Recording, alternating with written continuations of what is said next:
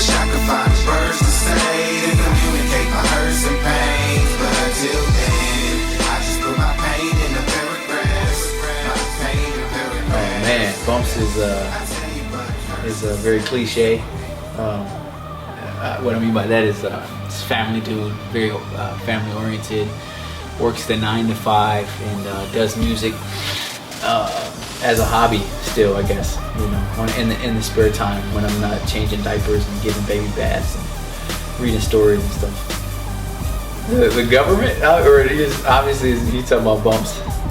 Yeah, I just told Wado today, I was like, I cringe every time I have to answer this question.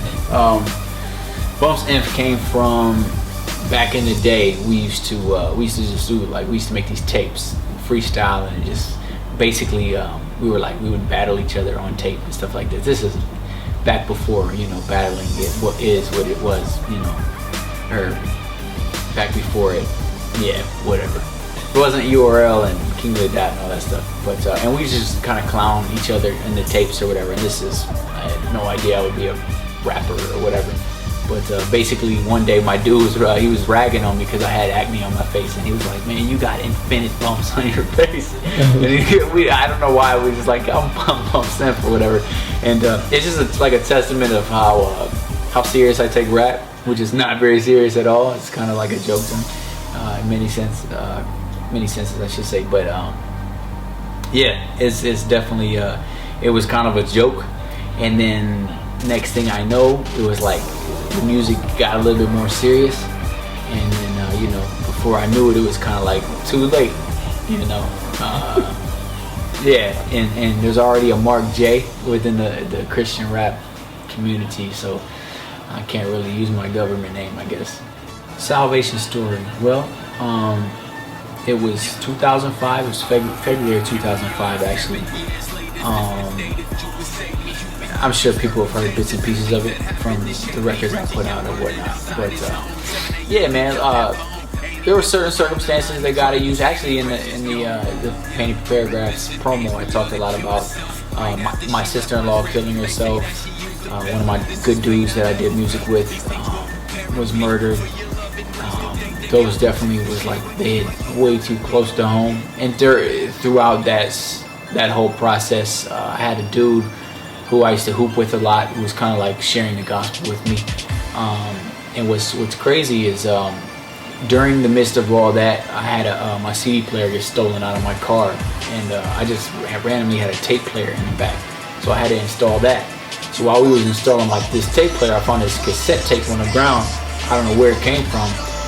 Turns out it was The Truth. The Moment of Truth tape, and that was the only thing I had to listen to. So it was like, I was like, this is dope, you know. I wasn't saved at the time, and but I just constantly rocked the only tape I had, and you know, somebody was sharing the gospel with me, ironically at the same time, and then through those deaths, it was just like the perfect storm of things, you know, that God used to ultimately bring me to Himself. So you know, it was one night. Late February 2005, just cried out to the Lord. Actually, me and Biz, I kind of heard about Biz through all the you know, the Jay-Z controversy or whatever. I was kind of late to that party. Like I caught on kind of late. At this time, he was getting ready to put out The Messenger 2, and I had listened to it, you know, after hearing a bunch of negative stuff about Biz, and I remember listening to the Messenger, that track, and then I listened to the whole Messenger 1, and I was stunned that people would like attack him the way they did, because I was like, you listen to the whole thing, it's like, there's no way this dude doesn't love God. Like after listening to his whole CD, it was just like, you could just hear the Father's heart in all of his music. So during that whole time, Biz started shooting out tweets about like this Christ Reign track, which is, you know, people who kind of follow us or are familiar with the music, are, you know, that seems to be like you know, one of those tracks everybody's familiar with. Everybody loves Christ Reigns or whatnot. But at the time, that was actually a contest. This was like, submit your hottest 16, you know, and you'll be on the Messenger or Messenger 2, blah blah blah blah blah. Totally out of character. I typically don't do stuff like that. I was in my car, had some free time at work, waiting to go into an account, and I just kind of wrote the verse. That's how I even ended the verse off. I was like, yo, I wrote this on a short occasion. I'm gonna end it by saying the Lord's amazing, or whatever. That was definitely, I wrote that verse in like a half an hour or something like that. That is definitely a fail. Studio cut. But long story short, I submitted, my 16. He shot me an email back like, yo, love the verse. Be ready to send my waves. Through that, we just started building on the phone. Me, him, and Lavoisier. Just kind of had like this three-way connection to where we just kept building and building, and the friendship was awesome. We continued to make music, and then the music making process, everything just seemed right about it. It was, prayed about it or whatever. After he proposed, like, yo, what do you think about, being down with the squad or whatever? And, everything just came together, man, and it seemed like the right move. Obviously, it was really, because everything just worked itself out. So, but yeah, I guess it all came together through a contest. Painted Paragraphs is basically a collection of songs that kind of manifested themselves or came out of, obviously one of the most difficult times of my life. I went through a divorce, went through a period of time where, I have full custody of my children, three children. Basically, doing the single father thing or whatnot. My wife at the time, or my ex-wife now, she's not a believer or whatnot. So went through that. Went through they say hurt people, which is absolutely 100% true. It's what happened with me. Fell into, massive depression.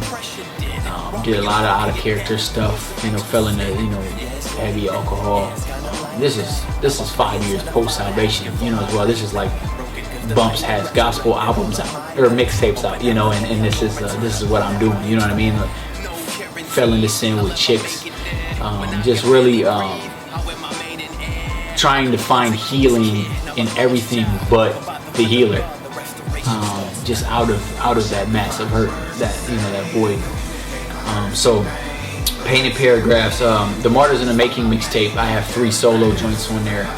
Those are like a precursor to the whole album. If the people who are familiar with those joints know that I was very transparent, very just honest on that whole mixtape about my sin, about the hurts or whatever. And Painted Paragraphs is really just the second half of that. Just songs that I made during that season of life. Just sharing my heart, and people go through this all the time, so I couldn't do nothing but be honest in those joints. So yeah, man, just a collection of songs made in a season of life where the pain, hurt, just sin, just drowning in it. But I think the project will come around full circle. You know what I mean? It won't leave you in this like depressed state, somber. It's like, oh, there's no hope. We just, you know what I mean? Like, I talk about, being restored and like the intimacy with the Lord, just kind of coming back to fruition and stuff. So, whole lot. Actually, I'm getting married in 5 days. Yeah, getting remarried. Dropping the first album, obviously on the 28th, which is a couple days after I'm getting married. So those two things have my life upside down right now. Like I do not recommend dropping an album 3 days next to your wedding. So yeah, man, things have been everything's well. No complaints, man. Just really enjoying fellowship with other brothers and sisters, and the whole music thing and the family thing. I'm just excited, man, about what's going on. I really just want to be honest in the music. You know what I mean? Like I don't want to be like I'm not trying to be a picture perfect Christian or I shouldn't say that. I'm not trying to be. I guess I'm just trying not to create a false perception of myself. I'm just trying to be 100% honest, within the music, and hopefully, people can benefit off of that. I just been shocked at the reaction I've gotten from the honesty in the music, and people being able to appreciate that. because I think there's this facade within the whole within Christendom that that's created it to where it's almost like it discourages people from honesty, to where people are ashamed of, you know, their humanity in some sense. I would, you know, probably sound like a heretic, but I kind of think sin is inevitable in the walk of, you know, in our walk. It happens. Not to say that it has to happen, but when it does happen, you know, we need to be honest with each other. You know, be there for each other. Just encourage other, you know, brothers and sisters going through the same stuff. So, you know, that's really all I want to do in my music, man. It's just I just want to help people, and that's, you know, even if they're not Christian, you know what I mean? Like I hope that one day my music can transcend that to where people can, or from different walks of life, you know, be encouraged just by, you know what I mean? Like I try to keep an open ear when I listen to music, as opposed to like, well, not this, I can't rock with it or whatever, but just try to lend ear and pull something positive from, you know, anybody's music. That's what I want to do. I just want to help people. Obviously, I want to edify the body, absolutely. But you know, I want to build and not destroy, and to take it, you know, to that extent. You know, I want to give life to people who hear it, and you know, and just keep it 100. You know, Painted Paragraphs, August 28th. Go get it. Support, please. It's much appreciated. I need a when you edit this to make like my children with like flies on them and stuff. You know, like we need this. No, I'm just kidding. But yeah, it'll be available everywhere. So check it out. If you don't got the guap, just go to the website and download the free stuff. So yeah. I've been through the furnace, boy, I've been through that meat grind. Got enough opinions here, surely you don't need mine. So what I'll do is just spill my pain out on each line and tell you how I feel when experiencing mine. It's been a long year, yeah, it's been a long year. Droughts got me feeling like I'm Samson without long hair.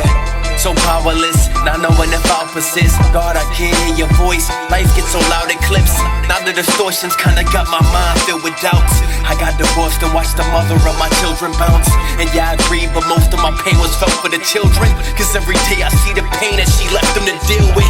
All in their faces isn't fair, my son is only 3. And he gotta ask his dad, where his mommy go and leave? Plus my 2 daughters discard him emotionally. Gotta searching for the hope that Jehovah supposedly brings. Wish I could find the words to say to communicate my hurts and pains, but until then, I just put my pain